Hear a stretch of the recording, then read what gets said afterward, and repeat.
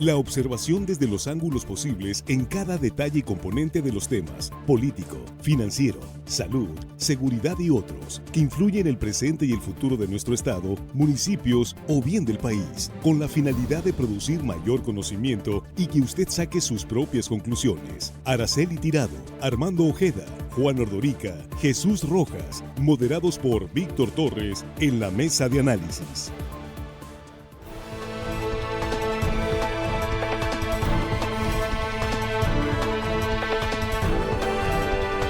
Estamos ya en la mesa de análisis de Línea Directa. Es la primera emisión de este miércoles 25 de junio. Saludando en la mesa a nuestra compañera y compañeros esta mañana. Araceli Tirado, ¿cómo estás? Buenos días. Buenos días, Víctor. Buenos días a los compañeros de la mesa, al auditorio de Línea Directa y, por supuesto, al equipo. Jesús Rojas, ¿cómo estás? Buenos días. ¿Qué tal, Víctor? Buenos días a la compañera, a los compañeros y a quienes nos escuchan, Víctor, en Tepocina, Sindicatura de Bacubirito, en Sinaloa, municipio de Sinaloa. Ahí sí me quedé. Así Tepocina. que no sé dónde es Tepocina. Bacubirito. Bacubirito, en la Sindicatura de Bacubirito. De Sinaloa. En Sinaloa. Uh-huh. Que ha llovido bastante por allá, por cierto. Qué bueno. Sí. Juan Ordorica, ¿cómo estás? Buenos días. Muy buenos días, hello, estimada audiencia. Armando Ojeda, bienvenido, buenos días. Gracias, Víctor, buenos días a todos ustedes. Bueno, pues el tema es esta reciente iniciativa de reforma presentada en el Congreso del Estado y luego retirada. Es una reforma que intentaba tipificar como violencia digital. Fue suspendida por las diputadas que la presentaron, entre ellas la diputada Tere Guerra, que daba una explicación hace unos minutos aquí de qué fue exactamente lo que ocurrió con esta iniciativa. Hubo críticas de periodistas, defensores de derechos humanos, la calificaron como una amenaza a la libertad de expresión. Esta mañana la diputada Tere Guerra reiteró que no van a presentar nada ya en ese tema porque pues hay una confusión en ese sentido. No era de ir contra la libertad de expresión, sino contra los delitos que se cometen en las redes sociales, pero bueno, ya lo dejaron ahí por la paz. Le están dando, digamos, en todo caso a las organizaciones de la sociedad civil, si lo consideran pertinente, presentar propuestas en ese sentido. ¿Cuáles son los riesgos que implica para el ejercicio del periodismo y la ciudadanía en general en su derecho a la libertad de expresión y de información, este tipo de iniciativas, y considerando sobre todo el tema de las redes sociales, los abusos y delitos que se cometen a diario en las publicaciones que usted y nosotros hemos visto y seguimos ahí observando sin ningún límite? ¿Se debe regular o se debe legislar, sancionar, prohibir? Vamos, ¿de qué estamos hablando?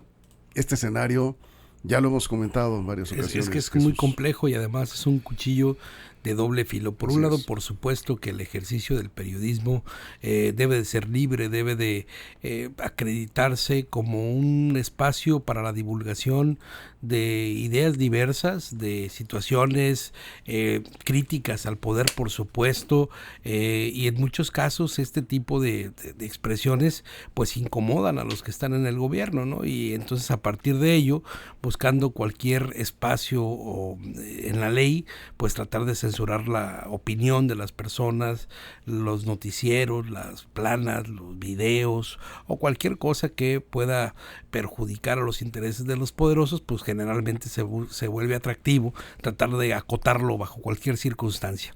Me gustó mucho la postura que tomó Tere Guerra porque ella fue durante mucho tiempo integrante de un espacio de periodismo como en esta mesa de análisis.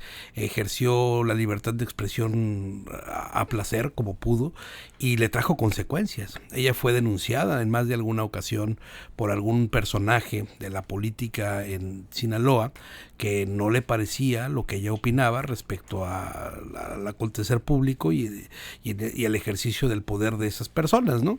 Y entonces creo que ella entiende muy bien cuál es la situación y cuáles son esos límites.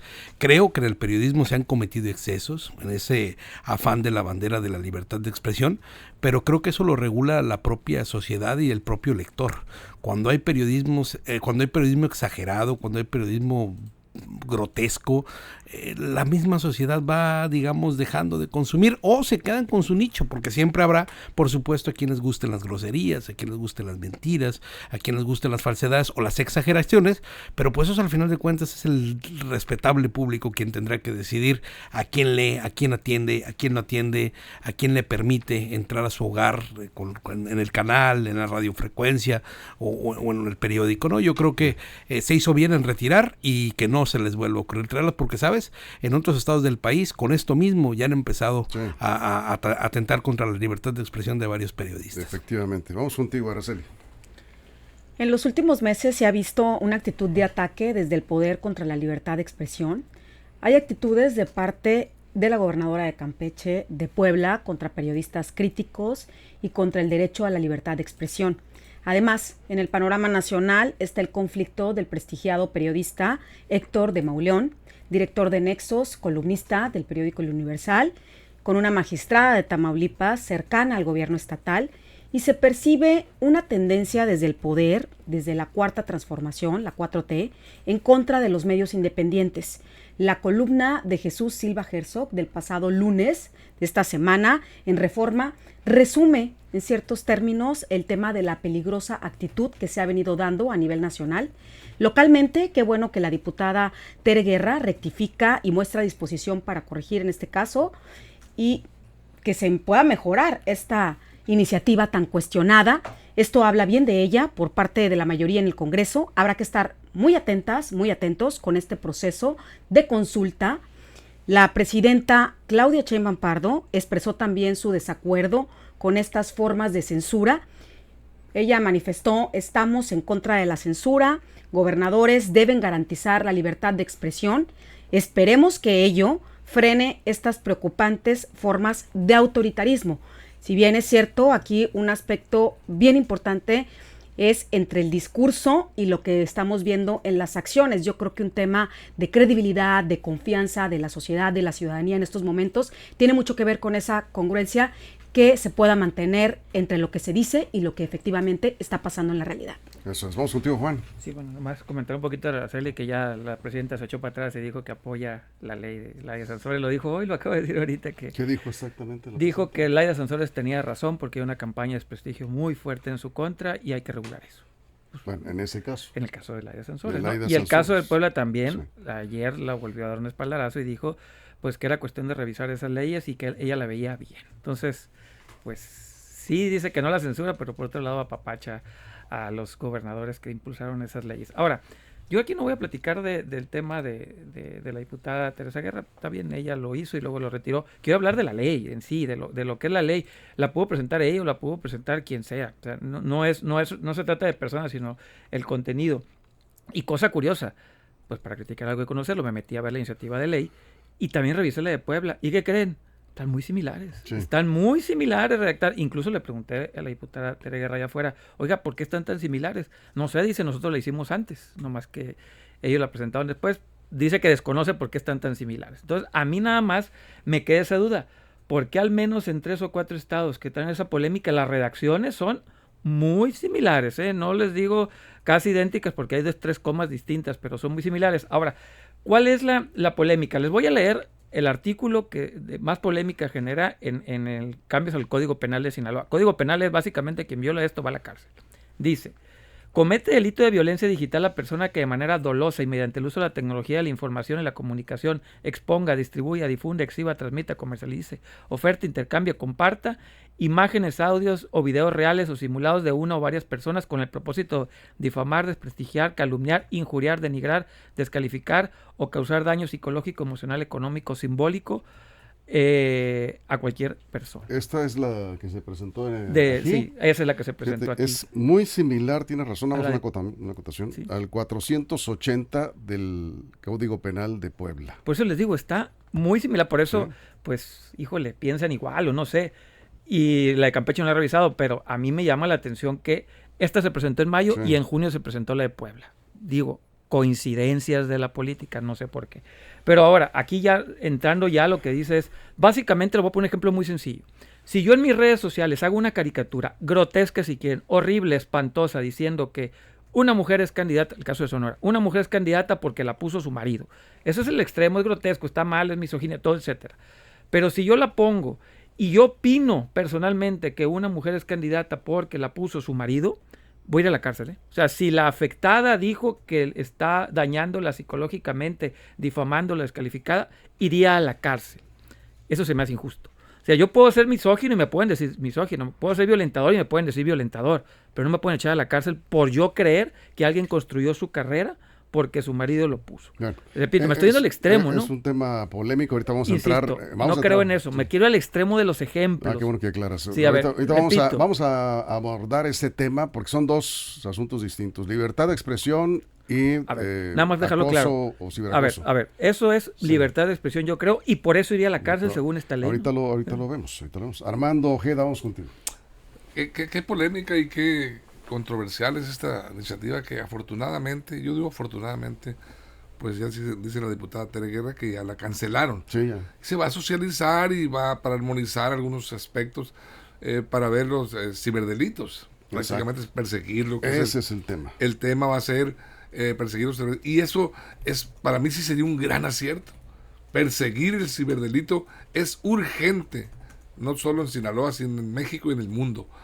La verdad es que al surgimiento y empoderamiento social de las redes de internet, hemos todos, yo creo que pocos no han sufrido un acoso, una situación de violencia, un intento de extorsión, la verdad, un hackeo de tus redes, un bloqueo de tus redes. Y todo eso está ocurriendo sin que nadie persiga el delito. Hay impunidad absoluta y total en estos momentos. Y se ha mal utilizado la libertad de expresión para convertir en un libertinaje de expresión, burdo, atroz, y para mí dentro del marco del delito. Yo creo que sí se debe legislar y ahí sí la gente va a socializar y va a opinar y vamos a impulsar eso.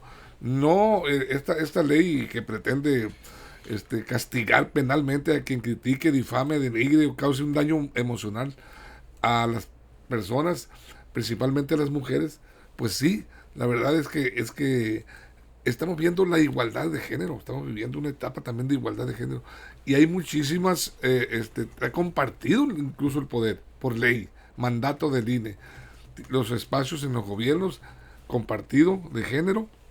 Entonces no se puede inhibir la crítica a una gobernadora o a la propia presidenta de la República, a una presidenta municipal por el hecho de ser mujer. ¿Por qué? Porque también ahí sería tendencioso la crítica, porque podría haber también, seguramente, por el lado de las mujeres, quien no ejerza estrictamente dentro del marco legal su función pública y tendría que ser sujeta a una crítica y un señalamiento, ¿no? Bien, vamos a separar dos cosas. La libertad de expresión es un tema y el otro tema es el ciberacoso, por encerrarlo en los delitos que se cometen en redes sociales. Toda modificación que se haga, ustedes díganme, aquí hay por lo menos 2 abogados, toda modificación que se haga a un código penal de un estado contra la libertad de expresión está violentando la Constitución, sí. Está violentando incluso tratados internacionales y violenta los derechos humanos, al menos el derecho a la libertad, en este caso el derecho a la información, a la expresión. Entonces todo lo que se haga en ese terreno está violentando la Constitución, nada más para partir de eso. Pero el otro tema es el ciberacoso. Yo creo que coincido con Armando, ahí algo se tiene que hacer en serio para regular y sancionar esas conductas que vemos, Jesús, pues todos los días, ¿no? Contra niñas, mujeres, exhibiendo fotos, comentarios, campañas constantes en contra de mujeres, principalmente son mujeres y ese es el género más afectado a través de las redes sociales. Ahí sí tenemos que hacer algo, ¿estás de acuerdo o no? Sí, claro, se tiene que hacer algo, pero mira, yo creo que lo primero que debemos plantear es que los que hoy son mayoría tienen que recordar de dónde vienen y de dónde viene nuestra sociedad. Censura tuvimos durante, ¿qué te gusta? 80 años, fácil, ¿no? Sí. A ver, si en México publicabas algo que no era del gusto del presidente de la República, te podían quitar el permiso de tener un periódico, ¿no? Te quitaban el rotativo como tal, te censuraban la señal, y así fuimos avanzando poco a poco en abrir esos espacios para la crítica, para poder decirle lo que quieras al presidente de la República, ¿no? ¿Recuerdas que, no sé si te tocó, a mí sí me tocó, y a los radiodifusores, por supuesto que les tocó, no podías entrevistar a un candidato de la oposición en una estación de radio porque no les permitían a los concesionarios el ingreso de los en este caso candidatos de oposición. Y Ricardo Rocha fue uno de los primeros que entrevistó a opositores, y era un tema, o sea, y no estaban leyes, era nada más digamos la forma de gobernar la que bueno, venimos de un autoritarismo se feroz. Tienen que alejar de ello. Si realmente se quieren diferenciar, se tienen que alejar totalmente de ello, porque regresar a esas prácticas es verdaderamente transgredir la historia y la esencia de lo que dicen abanderar. Creo que ahí tienen que ser muy inteligentes y antes de presentar las cosas entender hacia dónde van a venir las críticas, de poner en el ojo público algo que evidentemente va a causar escozor, va a causar controversia, va a causar coraje contra los representantes de los medios de comunicación y buena parte de la sociedad que sigue creyendo que la mejor forma para tomar decisiones es nutriéndose de la diversidad de medios de información que hay. Uno, y eso creo que es lo más importante de todo, debemos que entender que los medios de comunicación son importantes para la democracia, porque entre más plurales sean y más posibilidades tengas de tener un abanico de opciones para la crítica, para el apoyo, para lo que tú quieras respecto a los asuntos del poder, eso termina construyendo una sociedad así más plural como se debe. Ahora, en este tema nada más para decir creo entonces que el tema es sacarlos de la misma bolsa, ponerte a legislar sobre lo que verdaderamente se está afectando y dejar el tema de la libertad de opinión, de la libertad de expresión, que, y dejándolo así como entre paréntesis muy claro, ya en otros estados está siendo parte de consignas para poder ir contra aquellos que son voz crítica del gobierno. Araceli, vamos contigo.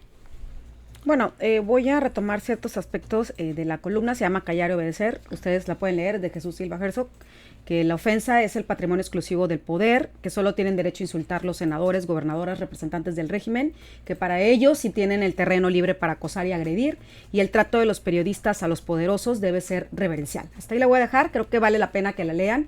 Se los recomiendo bastante y quiero retomar lo que tú hablabas, me parece muy pertinente, Víctor, tanto hoy en la mañana como ahorita al inicio de la mesa, sí dividir en dos temas, ¿no? En cuanto al tema de la libertad de expresión, sí me gustaría hacer mucho hincapié que forma parte del artículo 7 de la Constitución Política de los Estados Unidos Mexicanos, también de los tratados internacionales, incluso de la Convención Americana de los Derechos Humanos, que exige un escrutinio riguroso de cualquier restricción. Incluso la vaguedad de conceptos como difamación o daño emocional en la propuesta que fue suspendida viola el principio de taxatividad penal que obliga a las definiciones claras para evitar arbitrariedades. En este caso, la Corte Interamericana de Derechos Humanos ha reiterado que las sanciones penales deben ser de última ratio. ¿Qué significa esto? Pues que deben ser reservadas para casos graves y deben ser proporcionales. Para avanzar en cualquier regulación, en este caso, debe pasar por test tripartitos. Esto es lo que recomienda la Corte Interamericana de Derechos Humanos. Debe ser necesaria, debe ser proporcional y debe estar estrictamente definida en la ley. Sin esas garantías se corre el riesgo de normalizar herramientas legales que, lejos de proteger, lo único que van a buscar se convierten como instrumentos de control. Hay una publicación que revisaba en X de Rubén Cortés, que es periodista, escritor y analista, y él manifestaba que el camino que siguen los gobiernos estatales de Morena y del Congreso es idéntico a lo que siguió el chavismo en Venezuela: imponer leyes que otorgan facultades discrecionales al poder contra plataformas, redes y medios. Y ahí también hacía hincapié en una recomendación que le ha hecho a México la relatora especial de libertad de expresión de la ONU, que dice que ha documentado dictámenes, en este caso en Venezuela, que recurren a marcos legales vagos para justificar el uso de técnicas invasivas, en este caso la vigilancia digital. El otro tema es el tema precisamente de el ciberacoso y los otros delitos. Esta semana me ha tocado participar en el segundo coloquio de inteligencia artificial y la verdad es que vale la pena que trabajen muy de la mano nuestras autoridades junto con la academia. Hay gente muy preparada que tiene investigaciones en cuanto a la violación de la intimidad de los entornos que vienen dentro de la inteligencia artificial y del metaverso. Aquí voy a hacer hincapié mucho. No tenemos una ley de inteligencia artificial, no tenemos una ley de ciberseguridad y eso es lo más preocupante porque solamente se están haciendo como parches a otras leyes sin atacar lo que tuviera que ser la base, tener una obligación para los desarrolladores de aplicaciones que en ese se establezca prácticamente lo que pueden y lo que no deben de hacer con este tipo de herramientas, porque precisamente pues viene una gran gama de delitos en la era digital, los cuales ahí hay un gran área de oportunidad que debieran de estar visibilizando. Bien, bueno, vamos a una pausa en radio, nos quedamos aquí en redes sociales, estamos hablando de la llamada ley censura. Si efectivamente está siendo esta una amenaza contra la libertad de expresión o debe de continuar el análisis y la reforma en el terreno de las redes sociales, hablando del delito del ciberacoso y sus derivados. Es el tema en la mesa, regresamos. Información confiable, segura y profesional. Línea directa, información de verdad. Con Víctor Torres. Línea directa. Aquí seguimos, le están llegando algunas preguntas, creo que es importante, ahorita lo vamos a comentar en detalle, pero una pregunta muy frecuente es ¿hasta dónde llega la libertad de expresión? ¿Debe tener límites y cuáles serían estos límites? Es que la pregunta es ¿quién regula el límite? O sea, ¿cuándo va a llegar? Es que ¿quién es el regulador? Entonces yo a esa pregunta le contesto es que ¿quién lo va a regular? Yo siempre he dicho ¿cuál es el límite? Hasta que lo verbal se convierte en físico. Eso para mí es el límite, para mí. Hay otras leyes, por ejemplo, ahorita decías que se tienen que regular. Ya hay la ley Olimpia. O sea, ya existen otras leyes que hablan de los temas que tú dices y estoy de acuerdo con esas leyes. Se tendría que profundizar más en estas leyes que estarse inventando estas cosas, ¿no? Ahora, ¿cuál es el límite? En lo personal, lo que he leído, lo que he investigado, la escuela donde he ido, lo que me han dicho, el límite es donde la palabra se convierte en hecho. Ahí es. Porque de otra manera entras al criterio de un tercero. Imagínense si me ponen a mí de árbitro para decir cuál es el límite, o a ti, Víctor, o cualquiera de la mesa, ya hay mucha subjetividad. En cambio, de la transmisión verbal al hecho, ahí sí no hay mucha subjetividad. Sí. Un ejemplo, si yo digo, yo llamo mañana a que todos le peguen a mi mejor amigo 10 golpes. Eso estoy diciéndolo, estoy incitando a la violencia, pero no estoy cometiendo un acto de violencia. Si yo voy mañana y le pego los 10 golpes, ahí sí al bote. Ese para mí es el límite. Bien, Armando.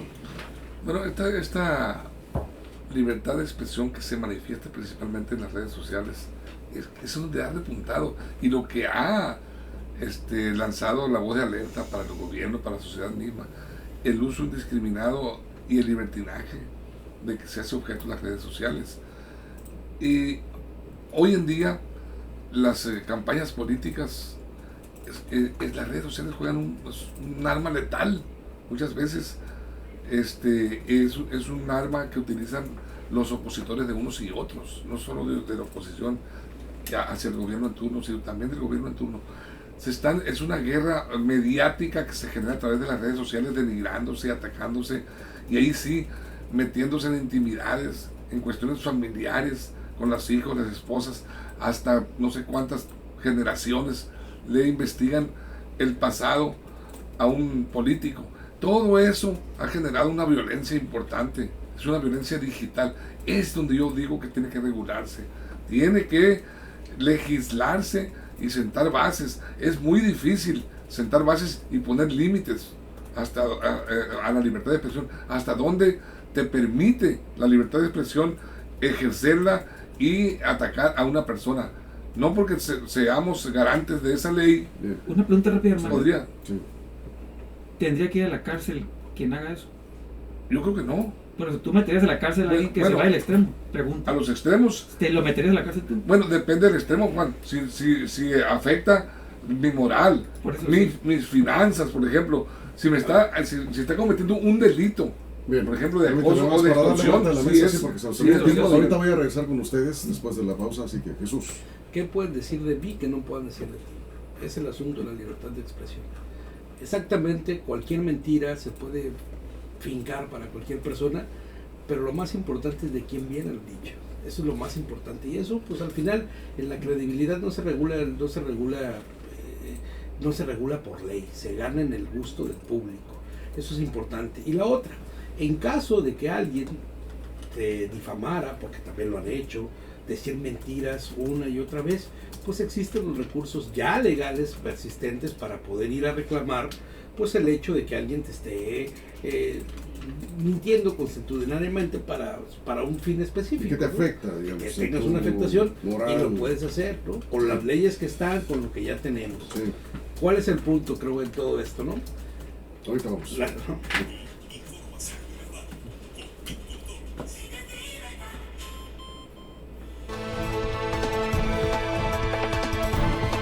Estamos de regreso en el corte de radio. En el corte estamos acá en redes sociales. Recuerdo, nos quedamos aquí sin comerciales en redes. Una pregunta central en medio de toda esta polémica es: ¿tiene límites? ¿Debe tener límites la libertad de expresión? ¿Hasta dónde llega la libertad de expresión? ¿Hasta dónde llega el derecho a expresarse? ¿Y dónde comienza el derecho del tercero? Ahí está la cuestión, como dicen luego. Bueno, estábamos en ese tema, Juan. Sí, mira, yo repito, para mí es muy sencillo. Yo puedo decir la peor barbaridad del mundo, la puedo decir fulano de tal es la peor persona, es basura, etcétera, etcétera. Es más, puedo hasta inventarle. La pregunta es, ¿tendría que ir a la cárcel por eso? O sea, ¿tengo que ir a la cárcel por eso? Esa es la duda. Si algo que estás diciéndome no me gusta, ¿tengo que ir a la cárcel por eso? Si hay afectaciones, ya hay leyes, claro. Si hay una afectación económica, ya existe una ley para eso. Explica eso, por favor, esa parte. A ver, o sea, ¿qué es lo que existe en la ley? Por ejemplo, si yo digo, fulano de tal es un arquitecto, te roba material, tus casas te las deja cuarteadas, es falso, entonces ya nadie lo contrata por eso. Si el arquitecto demuestra que no es cierto, que sus casas están bien hechas, que no roba material y todo, ahí le causaste una afectación económica. Por lo tanto, ahí sí hay un pago de daño, ¿no? Porque causaste una afectación material, no la psicológica, no todo eso, que también, repito, ya está regulada en otros lados. Pero la pregunta es, ¿por qué tengo que ir a la cárcel si yo le digo a un político o política, tu carrera está cimentada en nepotismo? Eres un inepto, eres esto. ¿Por qué voy a ir a la cárcel? O sea, ¿por qué tendría que ir a la cárcel?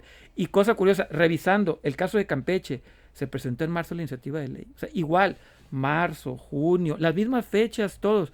¿Por qué? Y casi con las mismas redacciones. Mágicamente pensaron todos de la misma manera. Entonces, se me hace muy raro lo que está sucediendo y hay que defender la libertad de expresión hasta la ignominia. Armando. Es que es muy amplia, lo insisto, es muy amplio lo que contempla la libertad de expresión. Ahora, en esta era que estamos viviendo, cualquier persona ya está en su derecho, a través de la libertad de expresión, de la facultad que le da la Constitución, en los artículos 6 y 7 de la Constitución mexicana, tiene derecho a convertirse en un crítico, en una especie de periodista. Haces tu plataforma y de la noche a la mañana te conviertes en un periodista. Ya tienes te conviertes a veces. Y es a través, ¿cómo trascienden? A través de los señalamientos, de las críticas fuertes, agresivas, con palabras en medios como este impublicables. Entonces, con groserías, con ataques directos, con misoginia, con una serie de actitudes que transgreden los derechos de las personas. A ver, ahí tengo nada más una pregunta. Hay personas, y aquí salen algunos comentarios, lo estoy retomando, voy a generalizar. Hay personas que creen que por el hecho de que, digamos, tú fueras político o diputado, estás en un cargo. Sí. Cualquier ciudadano tiene derecho a decirte lo que quiera y publicarlo en redes sociales sin una prueba, sin una evidencia. Esa es la percepción que hay de la libertad de expresión. Digamos, algunas personas creen que los políticos tienen que aguantar todo. Sí, es correcto. Porque el pueblo te paga. Y si yo te digo que eres corrupto, no tengo por qué comprobártelo. Y no me tienen por qué sancionar. ¿Qué opinas tú de eso? Ese es el punto donde estoy llegando, Víctor. Precisamente, son las redes sociales las que le permiten, en esa amplia gama de libertades que te da la red social, de llegar y denigrarte. Te señalan de corrupto o de cualquier conducta antisocial a ti y a tu familia, y ese estigma te queda, porque muchísima gente lo percibe como real. A la parte siguiente que voy, hay, digamos, herramientas legales, jurídicas para atacar este tipo de conductas. Sí las hay. Jesús. Y también sí las hay, y además es imposible pensar que desde un micrófono puedas decir lo que tú quieras. Yo desde este micrófono, si en este momento llamara a no contratar a ciertas personas por su color, por ejemplo, ya estoy incurriendo en una falta, una violación a la ley flagrante. Y lo mismo si me subo el tono y empiezo a decir que hay que ir contra tal cosa, hay que eliminar a los que no creen la misma religión que yo y todo. Por supuesto que hay límites. Y esos límites... De los informales. De redes No, sociales. de todo Sí, mundo. redes sociales. O sea, aquí, por supuesto, a ver, en un medio formal establecido. No puedes utilizar un medio tan poderoso, un medio de comunicación chiquito, mediano, grande, como tú quieras, para violentar los derechos de otras personas. Claro que ¿no? no. Claro que Quien no. sea. Claro. Para, ¿qué te gusta? Difamar de manera... pero ese límite, como te decía, ya está ciertamente en nuestras leyes y lo más importante, el límite lo pone la propia audiencia. Es decir, si hay un periodista que constantemente está llamando corruptos a todos los políticos como tal, pues ya queda encasillado como que es un político, perdón, es un periodista así. Y de la misma forma le van a contestar también, le van a decir, tú eres un chayotero, lo que sea. Bueno, entre el dicho, valga, que por ahí vaya, ¿no? El tema es, Víctor, cuando trata el gobierno desde una posición distinta, que es una posición de poder, ¿no? De censurar aquellas opiniones que pues son legítimas entre una comunidad y que a través de un ejercicio periodístico va saliendo en una investigación algo que puede comprobarse o no, como en toda investigación. Aquí una persona dice, es que si yo estoy difamando a un político al que el pueblo le paga el sueldo, yo soy pueblo, yo puedo hacerlo sin ningún problema. La ley no sanciona al pueblo, ni sanciona personas, sanciona conductas Individuos. que están muy claramente establecidas en la ley, ¿sí? A ver, vamos contigo, Araceli.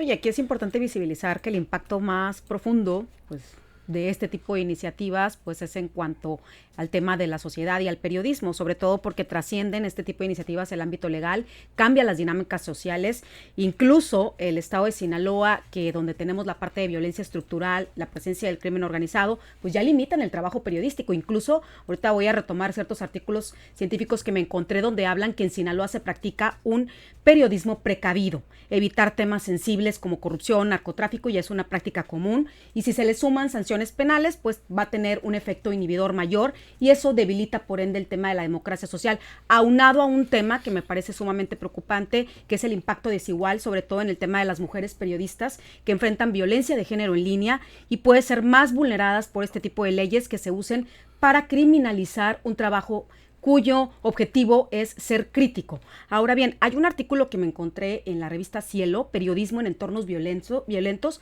caso de periodistas de Culiacán, Sinaloa, y en específico habla a diferenciar entre lo que ocurre en el centro del país y lo que ocurre en estados que están viviendo el tema de violencia y que en este caso dice que en el centro pues casi no se dan situaciones como en los estados que tienen violencia de homicidio, violencia y amenazas verbales contra periodistas. Por eso es que el periodismo precavido en estos estados que están afectados por el tema de violencia, pues se relaciona mucho y dice que es la sociedad demanda estar informada sobre seguridad y violencia. Y otro artículo de Jurídicas de la UNAM habla sobre los delitos restrictivos de la libertad de expresión y su inconstitucionalidad. Y ahí analiza varios casos, habla de tipos penales, los cuales considera que atentan contra el tema de la libertad de expresión, que es un derecho humano que afecta pues este derecho fundamental, y dice que las responsabilidades para el ejercicio de la libertad de expresión no deben ser desproporcionadas, no deben preferirse los tipos penales como primera opción, y habla de que una sanción penal por expresar opiniones o por difundir información inhibe el ejercicio de la libertad de expresión. Sobre todo, también genera autocensura a las personas que están en cuanto al orden público y de interés para la vida de una sociedad, específicamente para las personas que hacen del periodismo una profesión y por tanto pues están en constante escrutinio en esta parte. Bien, vamos contigo, Juan. A ver, estas iniciativas de ley que se presentaron en estos meses en Sinaloa, Campeche, Puebla, todos tienen algo en común. Se presentaron desde el poder. Fue el poder quien las presentó, fue el régimen quien las presentó. No fueron colectivos ciudadanos, no fue la prensa, no fueron víctimas de esto, sino fue el poder, sin haberle consultado con nadie. Y cuando tú ves la ambigüedad de las redacciones, pues no hay casualidades. La ambigüedad está muy claro porque quien va a determinar es el poder judicial. Y el poder judicial, pues ya sabemos cómo se conformó con tómbolas y acordeones. Entonces, sí está ante la ambigüedad.